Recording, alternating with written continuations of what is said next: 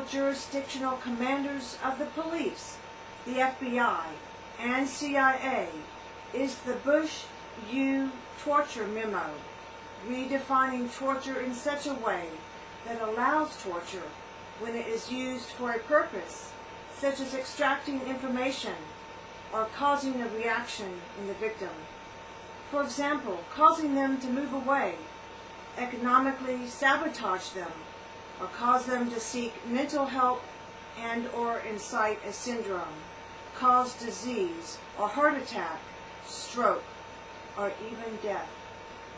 Such actions are silently done to ordinary citizens using advanced see-through-the-wall equipment and covertly installed implantable devices.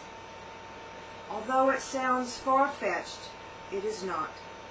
Numerous historical records from the government's own archived records prove that experiments of installation of transmitters with electrodes had been surgically installed in people's brains in the 1950s, such as in the program MKUltra and other experiments. Other experiments were about 300 syphilis-infected men who their doctors ordered by government officers not to give them the cure, penicillin, sought by those infected merely to track and observe the culmination of the disease, and most of them died. Today, it is electronic attacks using implants and directed energy, supported by government policy, that covert experiments, investigations do go on and can go on. Such pronouncements are currently on government websites today that say blatantly that government is loath to be caught because of liability and tenaciously tries to evade liability so that they cannot be brought to court for civil remedy and be sued by victims of such injustice. Records have been found where government agents are taught to lie, destroy records, and evade being discovered, this being the rule, not the exception. What is at stake is the danger of it continuing after you learn of these things, and that you do nothing, so then it would become unstoppable.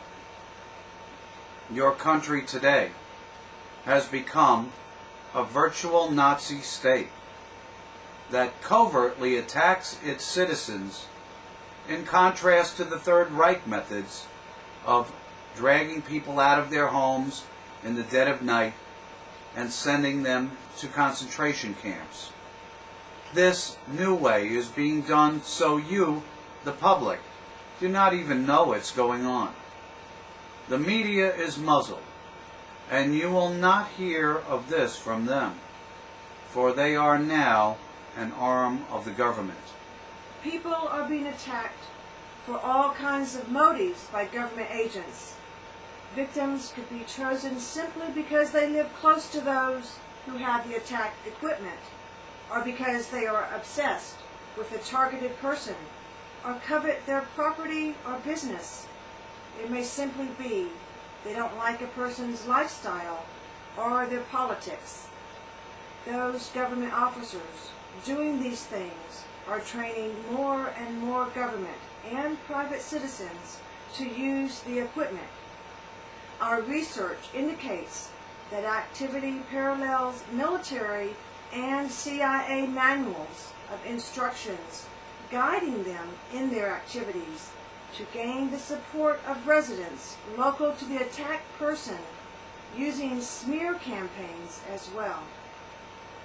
It is suspected that the total numbers of affected persons is astronomical. For your information, there is a Senate bill close to being passed called CIRA, C-I-R-A, where 100 million immigrants are to be allowed into the United States, and further the countries of Canada and Mexico are to be joined with the United States, removing our sovereignty. The attacks could be a clearing of substantial portions of the U.S. population to make more room for these foreigners. Financial gain from the attacks, we believe, is from a variety of means where the activity is made to pay for itself, such as offering a person with a grudge an opportunity to have someone attacked for pay, just like a hitman where the targeted person's name is put on a list. Also, other reasons for being targeted may be political discussions, even in private telephone calls, where government now archive records of all telephone calls, according to Ted Koppel's late 1990s news report, or fishing expedition investigations. Such motives can lead to a person being placed on a list of persons for human experiment by officers. Making such attacks pay for themselves, we think, includes data mining about the effects of the silent electronic assault weapons. This data is sold back to the corporations that manufacture, manage, or design the attack devices to improve the technology. As part of our investigation, we filed a civil suit with the federal court in New York, suing the federal government. This complaint was dismissed by the judge before it was answered by government attorneys, where the judge falsely alleges that our complaint is not true and that the government would not do such a thing to us, and for that matter, anybody. This judge blatantly ignored the exhibits and evidence of the civil suit where we, as plaintiffs, Deborah and I, supplied the court with reams of government's own records illustrating how government has, in fact, been doing not only similar things to other citizens, but in many cases has done much, much worse.